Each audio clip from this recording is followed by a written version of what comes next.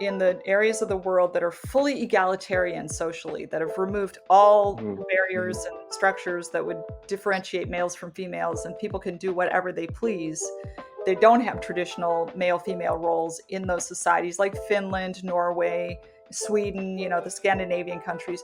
In those countries where they lift all of the artificially imposed structures that would push women into classic women fields and men into classically male fields, when they lift those things, people do it even more.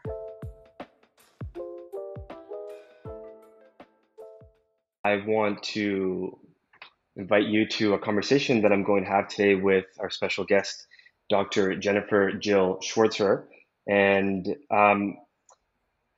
Dr. Jen, I've been particularly interested in your work. I mean, you're an author, counselor, musician, speaker, Mm-hmm. various roles, and particularly your story has been quite interesting to me as I was reading your book. You started in the feminist movement, and feminism was a big part of part of your upbringing and also part of your conversion in some ways. Mm-hmm. And so, anyways, I didn't think there'd be anybody better to speak to than yourself. So I just wanted to thank you for coming on the Mm-hmm. show with me today.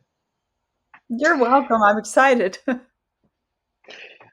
So there's been this conversation about the trad wife. I'm not sure if you've heard of it or you've seen some of these things, and it's particularly popular perhaps in some Christian movements, but I see that in a larger sense, it is something that even others that are not Christian or maybe Christian adjacent with some of the views Mm-hmm. are starting to hold on to. And Mm-hmm. I think it's kind of predicated on two notions, and I wanted to explore those with you by kind of introducing my thoughts on this.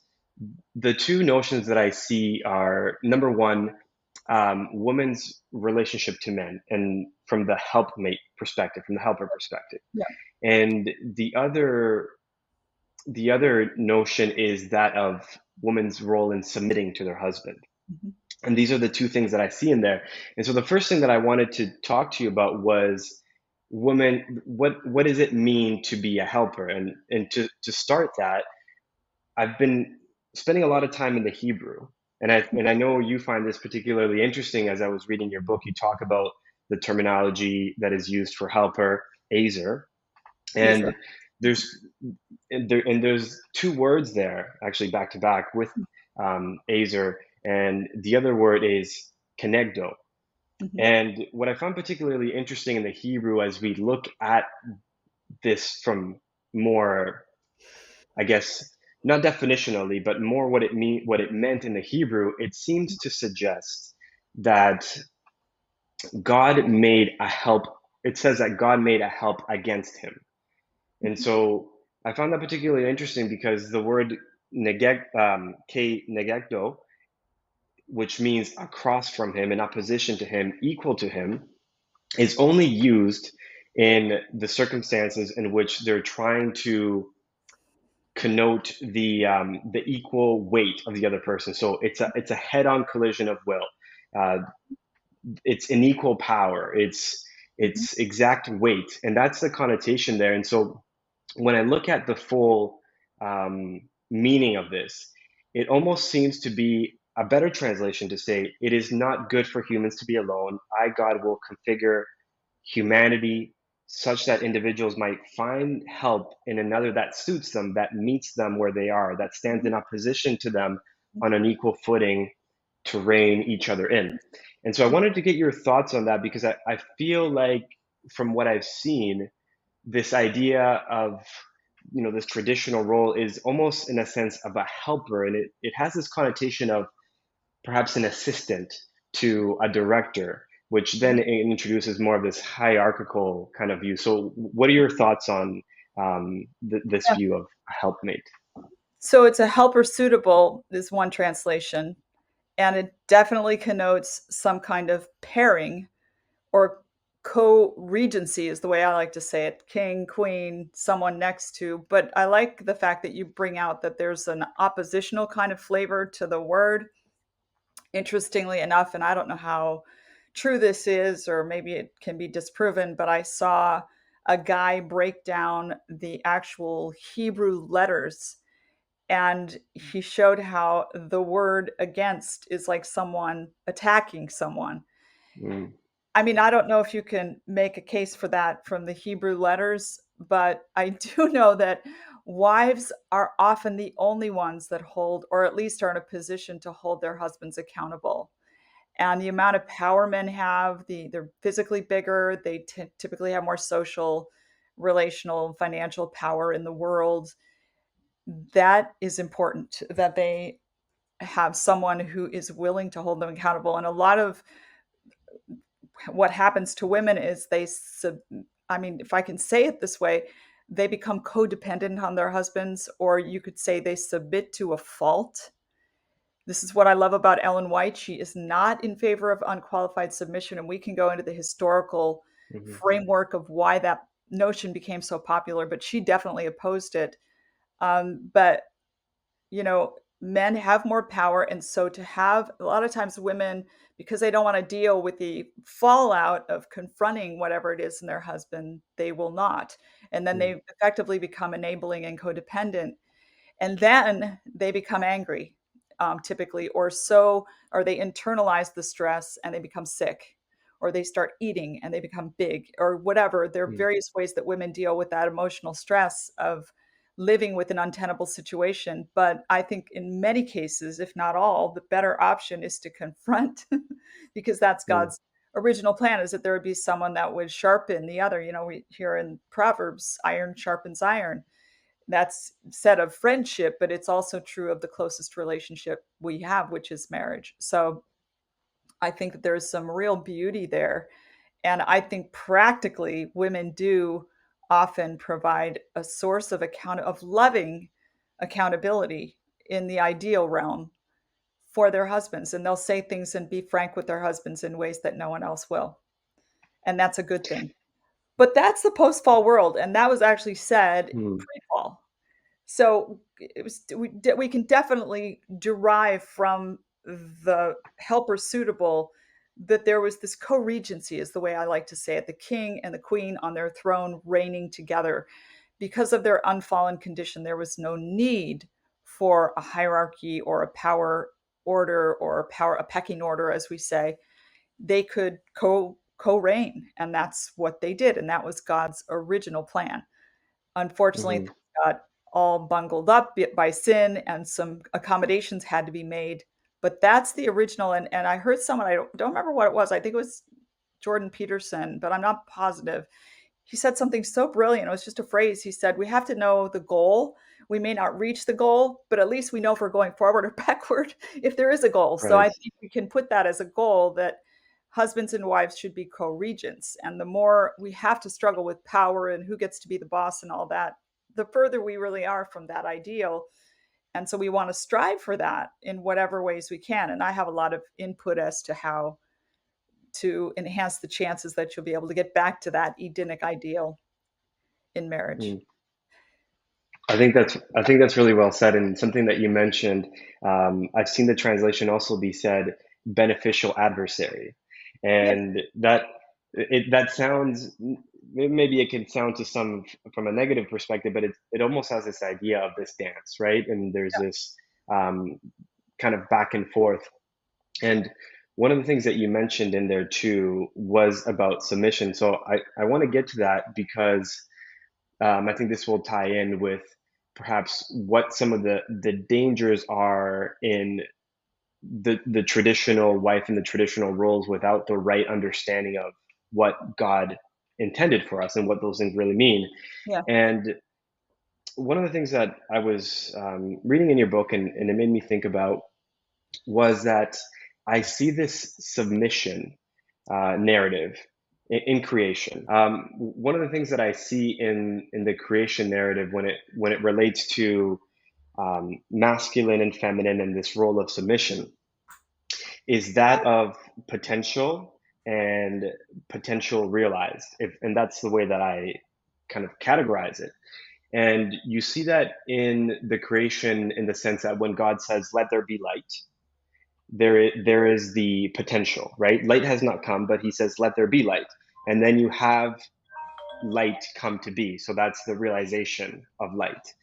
And so when I look at male and female from that perspective, I see the male as this potential. Male have the seed, right? Male have the seed, and the female have the ability to realize that seed into something. But in order for that to be, the seed must submit itself to the egg, and then the egg must in itself submit to the seed in order for that potential to be realized. And There's a so there's mutual this mutual submission. submission, even in the creation narrative, but even biologically speaking. Mhm. And so when I think about this idea that, again, connecting back to the traditional wife, as I look at, what that meant definitionally, was this idea of women submitting to their husbands, which, again, it is part of it, but where I see the problem is that it seems that it's one way. And so I'm curious what you think about that. Like, what is the true role of submission? Oh, well, so is this pre-fall or post-fall? Let's go with pre-fall first, and then we can go post-fall. I mean, I think the ultimate state of being is mutual submission. I mean, all of creation was created to serve. And when people don't serve, they die. They begin to die. So Mm, that service that service motif, sorry, is just part and parcel to the whole creation narrative. So everything in creation served, and that's really a form of submission, where you before me kind of thing. mm, And so that was ideal, and I think there was mutual submission all over the place in creation. Um, Post fall things got dicey because now you have fallen nature. And what I read in scripture and the spirit of prophecy is that part of the way of dealing with that change in human nature is to create, to some degree, a power differential. But I would argue that it's a power differential that is a temporary accommodation to a fallen mm, condition, meaning it's not God's ideal state for a marriage to be in, and that ultimately he wants that power differential to be resolved and partnership to be restored. So I do think that there is some evidence in scripture that wives play a primarily submissive role, or maybe you could say they'd be the first in submission. But I don't know if you can even summarize it that way, because the submission of wives to husbands is always stated in the context of a system. This is post fall. So the mhm, submission of wives to husbands is always stated in the context of a system. And I can give you all the receipts for this, Bible verses and so forth, but it's always said in this in a system. It always takes place in a system that is also characterized by the love of the husband for the wife. And there's a lot of submission in loving someone. But primarily what that's saying is that the husband is fully submitted to Christ, and as he submits to Christ, the wife submits to him. There's some interesting sort of observations you can make about submission. One is that the Bible never says, husbands, make your wives submit. Never, not once. And so you can't make a case for that. If and I've seen marriages go south really fast when husbands read those verses over and over again and they're like, "You've got to submit to me." It always goes badly, because submission by its definition needs to be freely given, freely engaged in on the part of the person doing the submission, and it needs to come from their heart, and it needs to come from a sense of trust for the person being submitted to. And so there's a lot of pre-work that that person being submitted to has to do to win the trust of the one submitting to them. That person has to know that this person has my best good in mind. They're not asking for me to kowtow merely for the sake of resolving a power differential. They're not asking me to just buckle under so that they can dominate me. They want to bless me and ultimately serve me, and they're asking me to trust them so that they can bring that about. That's what I see as being the ideal post-fall configuration, where it's a mm, trust based on Christ-like characteristics in the one being submitted to. But I also see, evidence even in Ephesians 5, which is the most oft quoted passage about women submitting to husbands. that husbands submit to wives too, because it says right before it goes into wives submit to your husbands, it says submit to one another. So it's not like it's a all or nothing, um, zero sum game. One guy's the boss and the other is the peon, and we're just going to rule over it. It really isn't that way. If you look at all the data, of course you can wrest a verse here or there out of Hmm. context and make it look like the scriptures are talking about power mongering on the part of the husbands and groveling on the part of the wives, or even just docile submission on the part of the wives. That they'll often say, oh no, we're not saying that wives are groveling, we're saying that they happily submit to their husbands. But I don't know how much you want me to just ramble on here, but let me make one more point, and that is, along with some of the misconceptions about wives submitting to husbands that we see prevalent in the Christian world today, and particularly in the fundamentalist, sort of conservative world, that for all of its flaws, take scripture seriously. Thank God, that's a good thing. But one of the things we see that's common in that world is the belief that, or two things. One is that the submission of the wife to the husband was God's design. They don't see it as an accommodation that came in after Hmm. sin. They see it as the way God created humanity, and they cite things like the fact that God came into the garden, called out to Adam, that Adam was created first and Eve was taken from his body, and they cite those things and say this is evidence that she was always to submit to him and always in a subservient position. I don't think that you can really. I think that's a very fragile ground to stand on, because Genesis chapter 3 verse 16 says that three things came to womankind as a result of the fall. Number one, she would have pain and toil in childbearing, and it's said twice. And that's true. Women, I've had two Hmm. babies twice without anesthesia. I can guarantee you it's very painful. And then there's a whole sort of outflow of that, the meaning of that. It can apply, I think, to a lot of other things too, like taking care of children emotionally and some of the things that women go through with their particular temperament. So pain and toil in childbearing. Then it says, your desire will be toward your husband and he will rule over you. So that word Hmm. desire is also in chapter 4, talking about sin desiring to dominate. And so the same group of people that say that this was in creation, woman submitting to man was part of the creation plan, will cite the fact that Genesis 4 uses the same word for desire to say that, it, to express sin's desire to dominate, um, Cain, I believe it was. Yeah, it was Cain. Hmm. And they say this, what it's saying is your desire will be toward your husband, means, this is what they say, that it means that she will want to control her husband. But then it says he will rule over you. That's how they interpret that.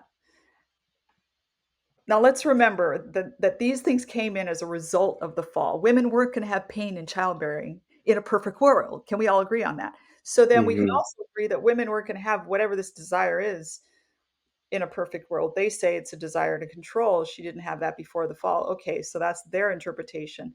But then it says, and he will rule over you. And can we also say that that was not part of God's creational plan? If these things came into being as a result of sin, then we can pretty much assume that they weren't there before sin, because God said it came as a result. So as I see it, the dominance in a marriage, and of course this is talking about a marriage, it's not talking about all men over all women, but it's talking about a marriage. The subjugation of wives to husbands came about as the result of sin. So if we could just agree on that, and that will actually make both the feminists angry at me and the patriarchalists. Both classes hate me and pick on me. I guess that's a good No, sign, but I yes. but I see it in scripture. So as a result of that, we can see that there is a subjugation factor, but realize this is a dangerous world now.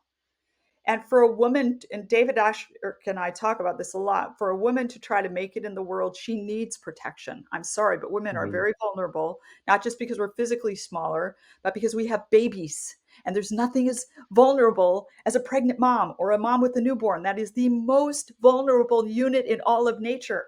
So can we agree it's a dangerous world now? There are predators and evil human beings and evil animals and things that attack vulnerable things, and Hmm. we need protection. And so one of the things Ashrik and I say and agree on is that, we don't want to cancel men. It is true. 1 in 3 women in the world are beaten, raped, or coerced into sex at some point in her lifetime. And it is true that most of that damage is done by men, by evil men. But we don't want to cancel men because the thing that Hmm. protects women from evil men is good men. And Right, right. feminists would hate me for saying that, but it's true globally. It may not be as true in the West because women are very empowered in the West and we can make our way through and we don't really need a man on the level that you do in the developing world. But if you look at the world globally and our sisters all over the world, they need protection. And part of the reason women in the West have such an easier time is because there are powerful men who made laws to protect them.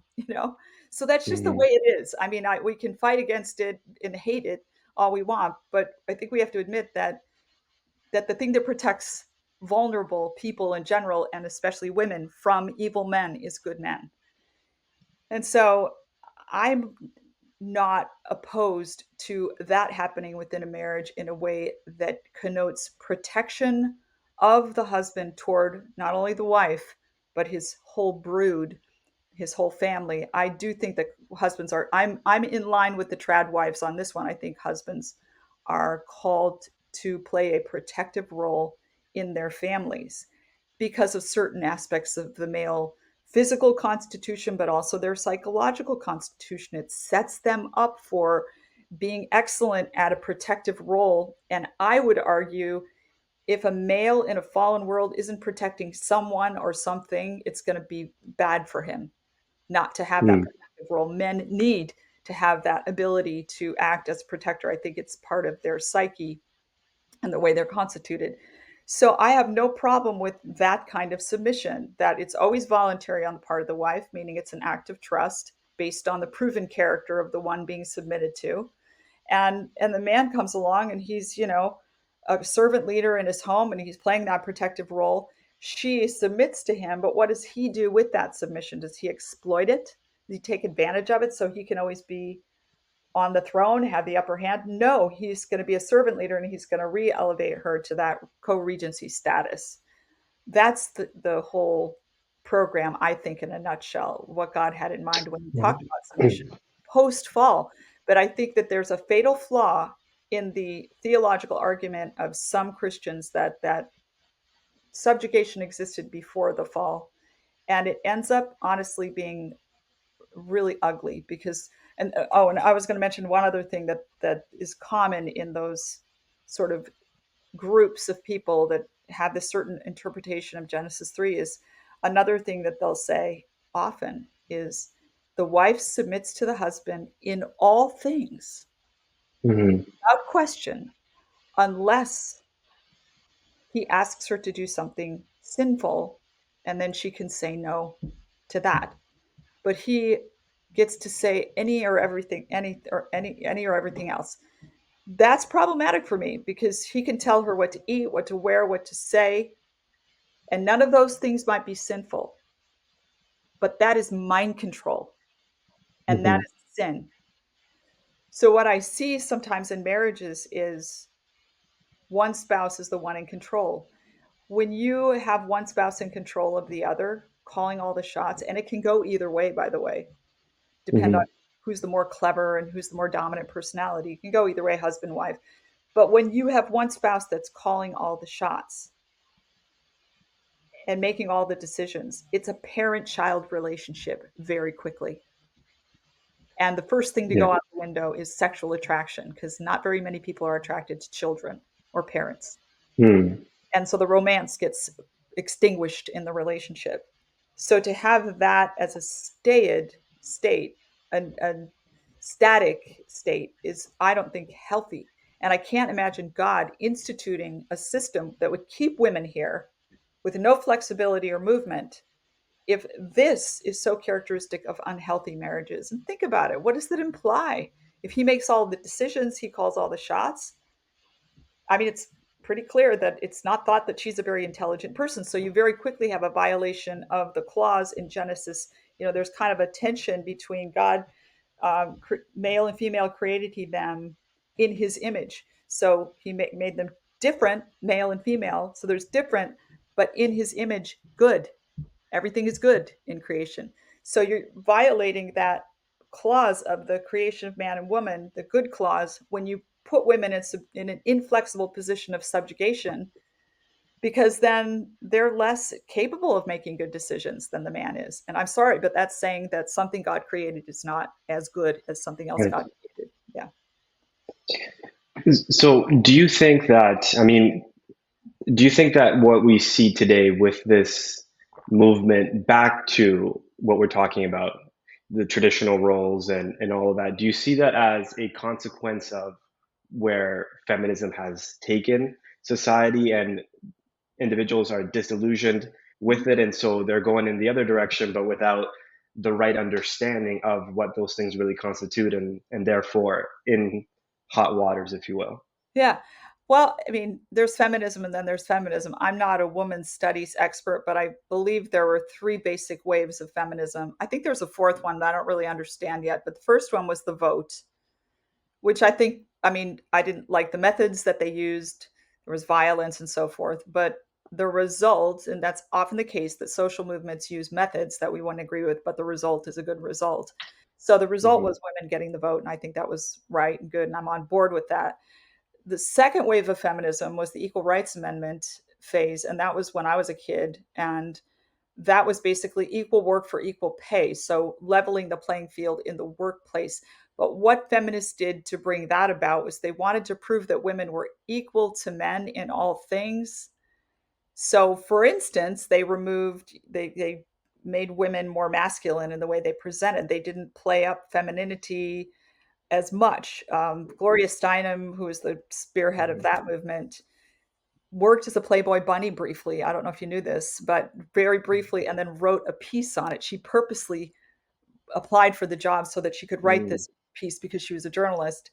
And it was just everything. It became everything she wasn't. I don't think she was a diehard feminist at the time she wrote this. She was trying to be a serious journalist, but she ended up seeing that world and the high heels and the just very uncomfortable little suit that she had to wear and so forth, and she developed a real taste for outing those things. So there was a little bit of a masculinization of women, I think, during the second wave of feminism, and like, we're equal to men, we're equal in all respects.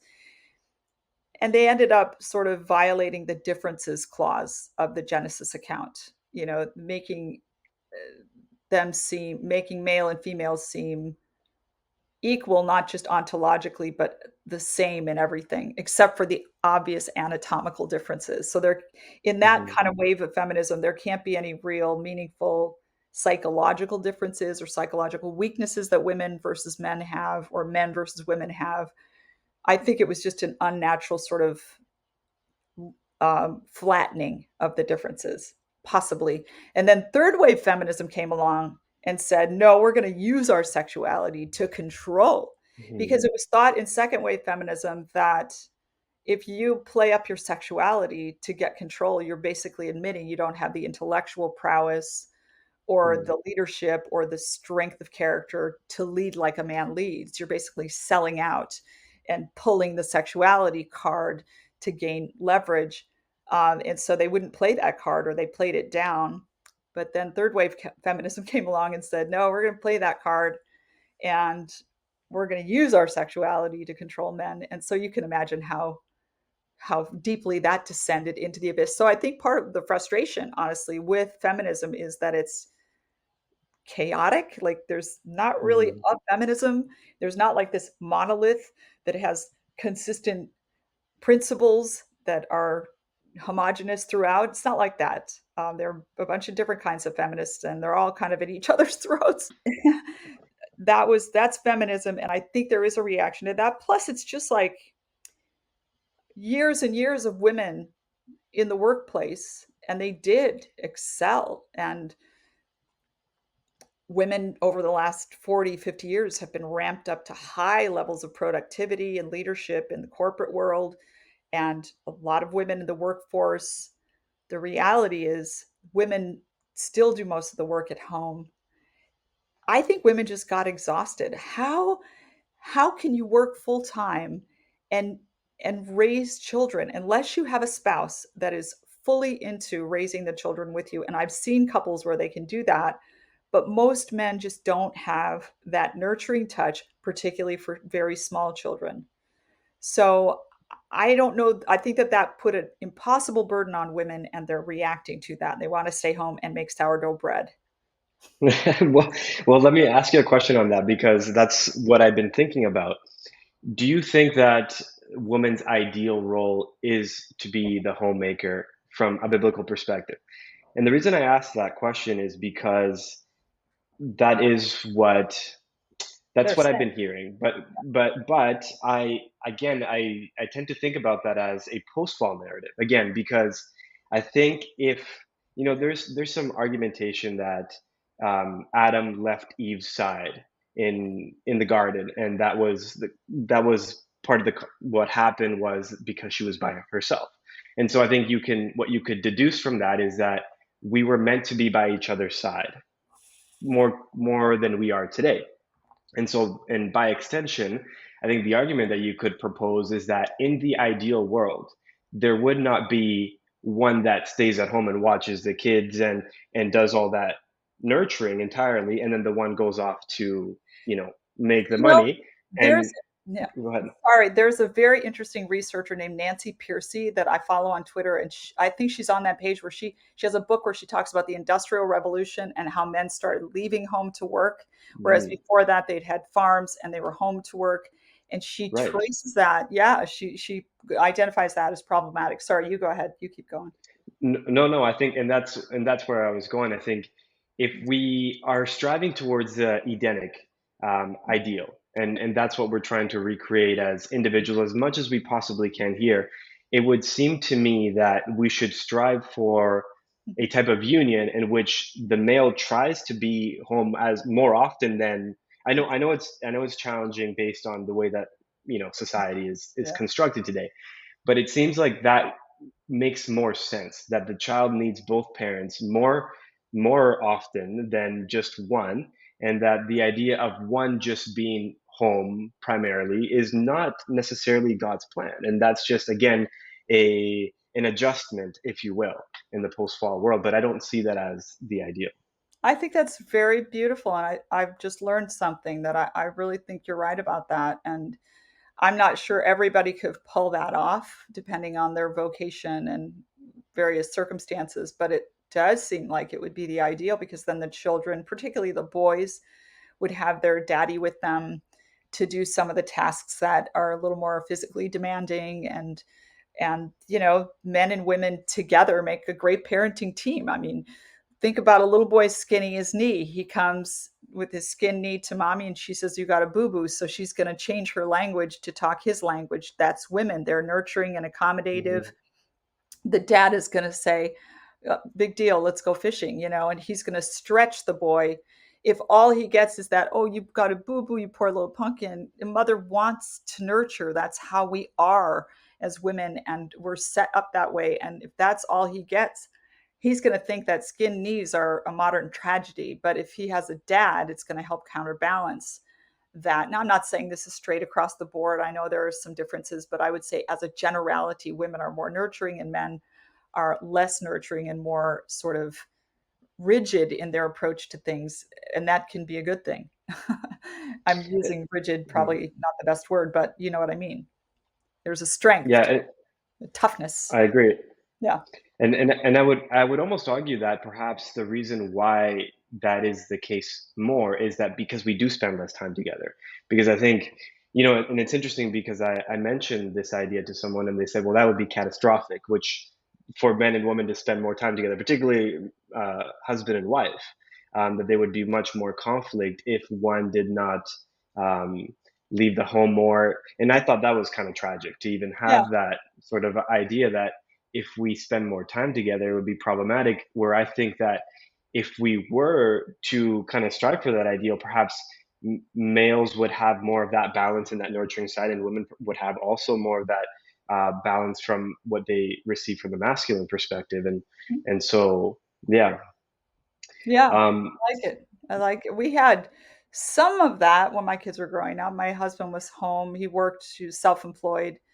He was home sometimes. Of course, he would go out to do different jobs, but there was a lot of daddy presence, which I'm very grateful for. I hear stories of moms and dads, and the dad's never home. He's like a doctor on call, and his kids are strangers to him, basically. And mhm. that's definitely not God's ideal. Definitely not. I would think, if as a man, I don't have kids, but if I did, I would imagine that I would want to spend more time with them than I can, right? Right. Which would constitute being home more often. Mhm. So that kind of helps transition to the next thought, which is about masculinity Mhm. and what constitutes um, perhaps biblical masculinity. And the reason why I asked this question, I mentioned to you in some of the emails that we had back and forth about the rise of individuals like Jordan Peterson.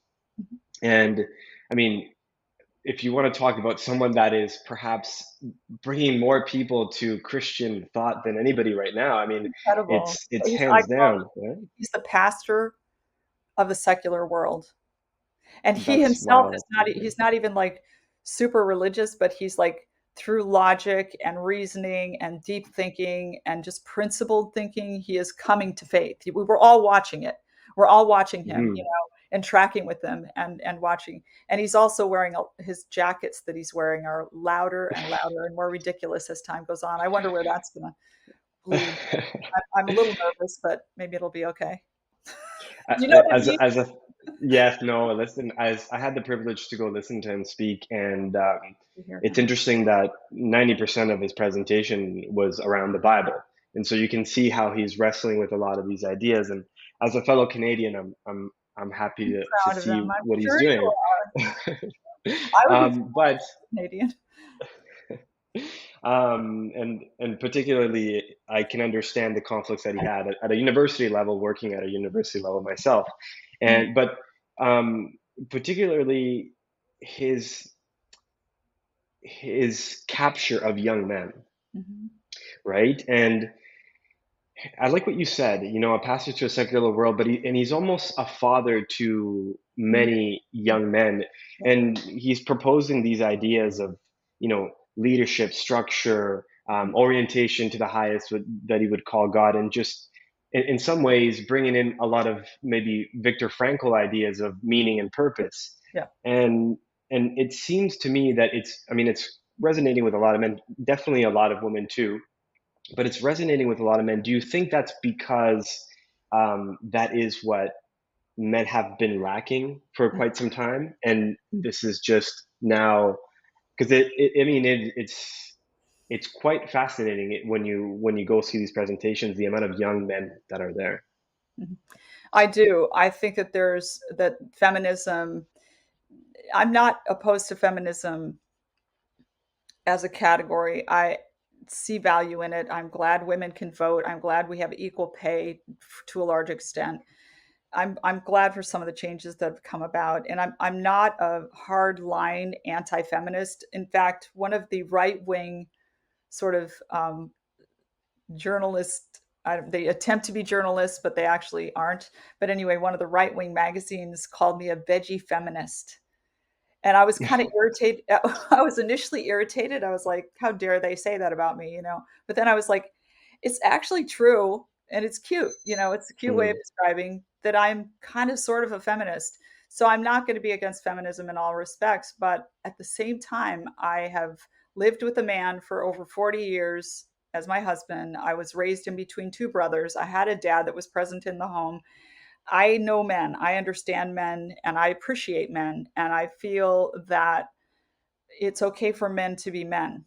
One of the things that Peterson brings out is that in the areas of the world that are fully egalitarian socially, that have removed all mm, mm, barriers and structures that would differentiate males from females, and people can do whatever they please, they don't have traditional male female roles in those societies like Finland, Norway, Sweden, the Scandinavian countries. In those countries, where they lift all of the artificially imposed structures that would push women into classic women fields and men into classically male fields. When they lift those things, people do it even more. So more women are Hmm. teachers, more Mm. men are becoming pilots and so forth, you know. And that's not to say that there's something morally wrong. If you're a woman and you want to be a pilot, go for it, girl, you know, or if you're a man, you want to be a teacher or a nurse. But it's just the way, it's these generalities that we see in human nature. And think about it, it's just physiology. Women have more Mhm. estrogen than testosterone. Both sexes have both, but women have estrogen dominance and men have testosterone dominance, although they have some estrogen. So mm, you're gonna, I mean, it's gonna change your behavior. I had a loved one in 12 steps was overcoming an addiction, and they had a female sponsor, and you know they have this like mentor kind of program in 12 steps Mhm. where they'll have what they call sponsors, and that person sort of mentors you through recovery. And she had this female sponsor, and the female sponsor was gay, and she decided ultimately she wanted to transition, so she started taking male hormones, and then she created in her body through medical intervention the dominance of testosterone, and her personality changed so extremely that it destroyed the relationship because she Mm. became very gruff, very apathetic, not nurturing at all. This is just physiology we're dealing with. So why fight nature? You know, when one of the things we see in Romans 1 and 2 is people warring against nature. God set nature up with certain parameters and structures and specificities that need to be respected, or you are basically violating his design and you're going to reap the consequences in your own body and psyche. So why war against males being males and females being females? This is our superpowers that God is. It's not that I Mhm. can't be brave. I just went to the gym this morning and lifted a bunch of weights, and I hate every moment of it, but I like the muscle tone I get, and I feel better and more confident when I have some muscle tone. So I do some kind of masculine type things. And, you know, men can be very nurturing, and that's fine, but but stand in your strengths too. And if you're estrogen dominant, you're probably going to be more nurturing. Why not? If you're testosterone Mm. dominant, you're probably going to be more assertive. You're probably going to be more, um, a bit more what you would call conquestual, less afraid of challenges, more, you know, one of the things that always shocks me about war dramas when I'm watching like documentaries or dramas about war is men running toward the battle. I wouldn't run toward a battle. I'd want to run the other way, you know, but they run toward it. Like I said, I'm so popular today. This is crazy.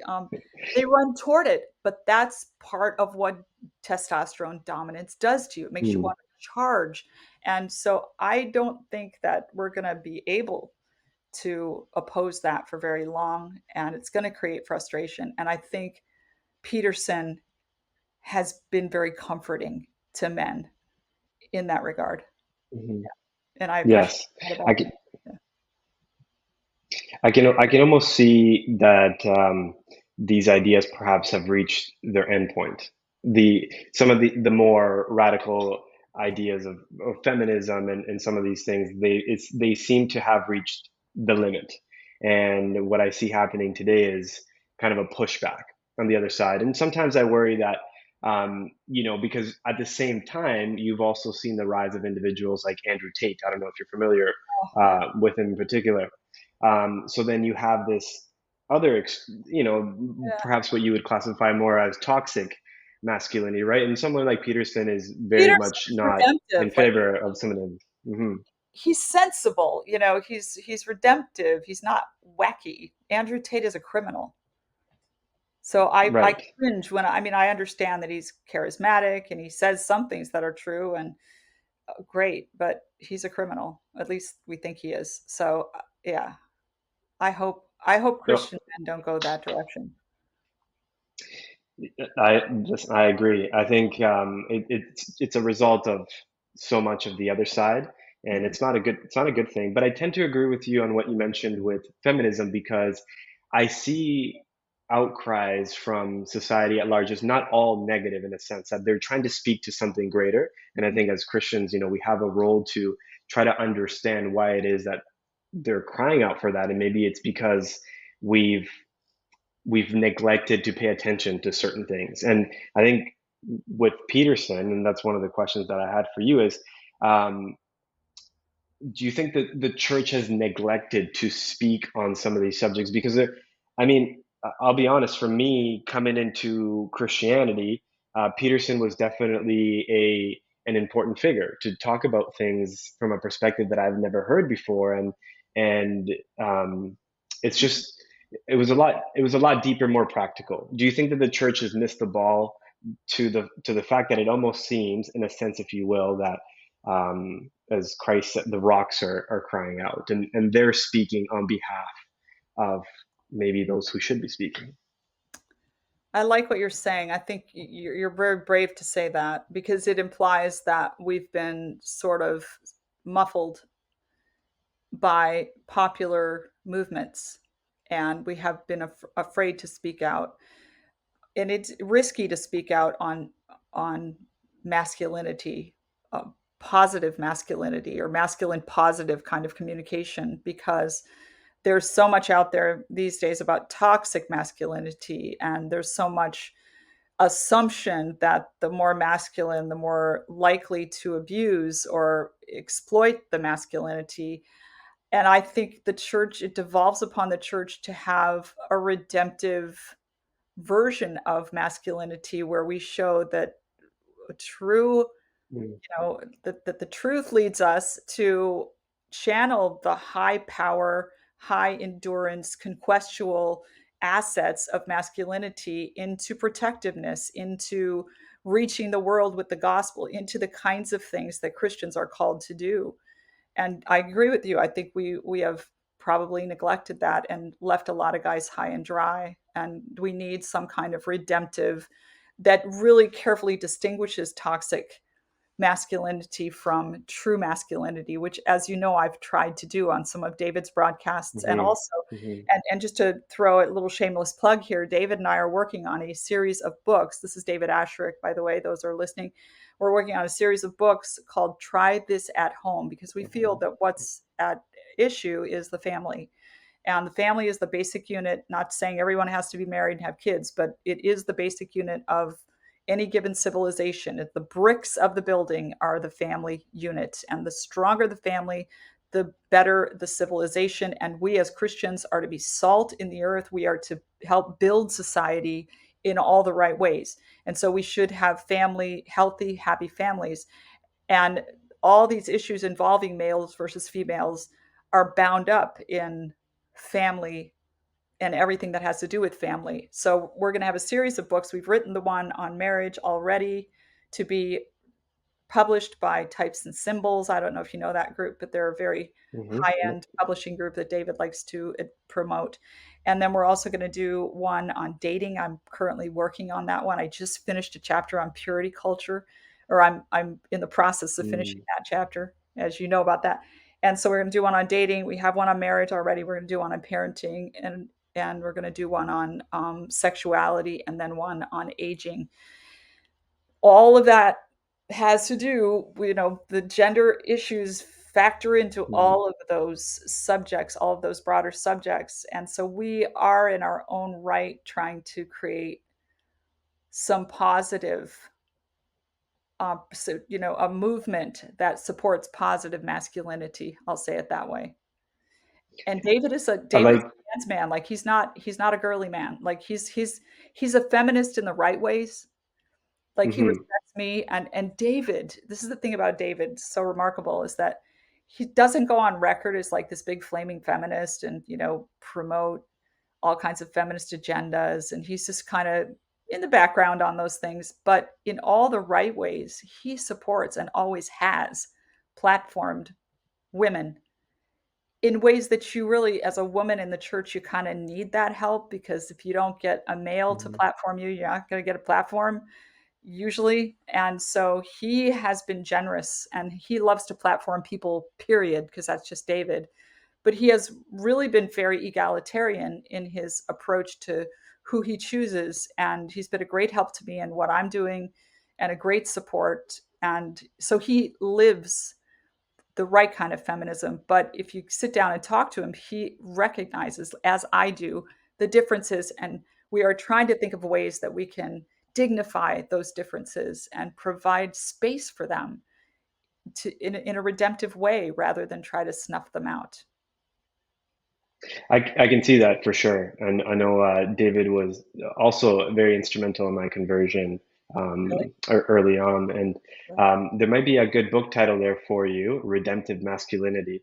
Yeah. I think that's got a good name with all the other books that you're writing. Um, I have a couple more questions for you as we move towards a close. And I think this is something else I've been particularly interested in as I entered into the world of psychology and counseling and much of that. There seems to be perhaps, and you can tell me, and maybe it's changed over time, there seems to be sort of an adversarial um, position towards psychology in the church. And I wonder if it is because it seems that psychology is more of the secular explanation to the demise of the human psyche. And perhaps because it is this secular explanation, that there is nothing there to be garnered. And I think, I listened to this presentation by a Hebrew scholar who talked about what the word psychology means. And it's a Greek word, but in the beginning of the word, the root psyche, the Greek word they borrowed from the Hebrew, the term which is for spirit. I think it's ruach or nefesh. And the idea was that psychology is the study of the breath of life that God has put in us. And so it's a different way of conceptualizing what psychology is. But why do you think, have you seen it? Do you experience it? And why do you think that there is that sort of adversarial relationship to psychology within the church? I would say there's two things going on. One is that there is in the conservative, purist, fundamentalist sectors, and particularly, I would say, the developing world or people coming out of that developing world, um, a little more opposition to it because it is seen as wholly worldly. Psychology is seen as wholly worldly and sort of a contender for what really God should have control of, i.e., the inner life of human beings. That's what psych is. That's the psyche is the inner life of human beings. And they see the Bible and God and spirituality as the governor of those things. And that these interlopers from the secular world have come along and tried to sort of conquer that territory, and we should return it back to God. And I get where they're coming from. I have a measure of sympathy with that. And I don't think that the world and the field of social science is the only thing that can speak to the inner life of human beings. The Bible says a lot about the inner life of human beings. In fact, the Bible, I call it the great psychology book because it says so Hmm. much about the inner life of human beings. So I think the argument is not, um, it's not between the Bible and the science. I think it's like medical science. You go to the Bible for the basic principles of life, but then you go to medical science to tell you the details. I think you can go to the Bible for the basic principles of human psychology, and then using that as a screening device and as a principled sort of framework, then you can go to the science and get some of the details that you wouldn't get from scripture. The Bible doesn't claim to have every detail that could possibly benefit human beings Hmm. within it. It claims to have the principles. So, and some people go too far with that, I think. But then you have a child that has bipolar and needs medication, and see how much the Bible, you could really hurt people with that thinking. So anyway, I think there is that stigmatization of psychology, and I can rattle on forever about that, by the way. But I also think that now on social media, particularly very young people are going the opposite direction where they actually diagnose themselves, brag about Hmm. their Hmm. diagnosis, or they're diagnosed by their parents and by their therapists from the time they're 4, and they end up they psychologize the bejeebies out of them from the time they're little kids, and they're wholly psychologized, and there's no other dimension to life. And they go on TikTok and they brag about whether they've self-diagnosed or they've been diagnosed by someone else. They brag about it, and that's who they are, becomes their identity. So it's one thing to think that because you have a mental illness or a struggle within yourself with depression or anxiety, that's a stigma against you and you're not being spiritual enough and you just need to pray more. And the other extreme is, you know, I'm bipolar and proud of it, which is kind of going on. Hmm.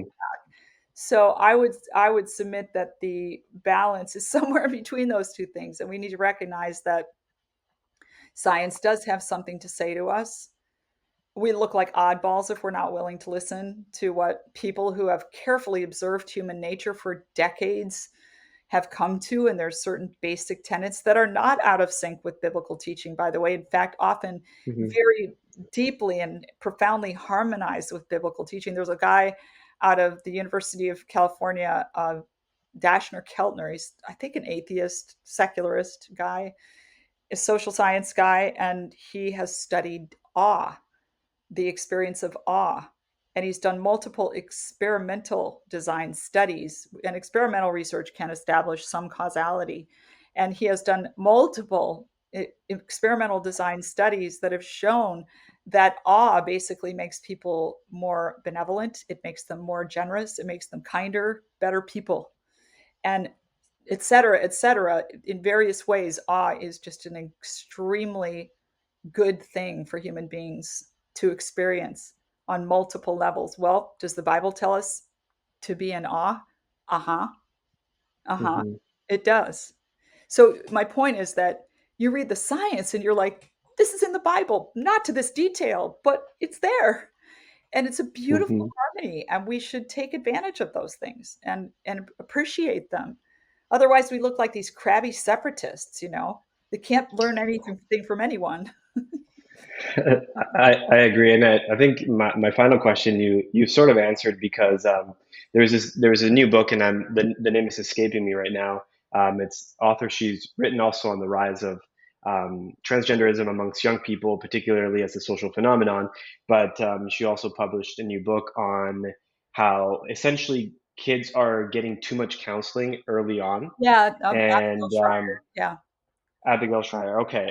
So that was part of the question where is there too much? And it sounds like in some ways you're saying yes, there needs to be a balance in that. I'm not going to be the one that's going to make that decision. If a kid is having trouble thriving or he's suicidal or something bizarre is happening Mhm. with the kid, by all means have him seen.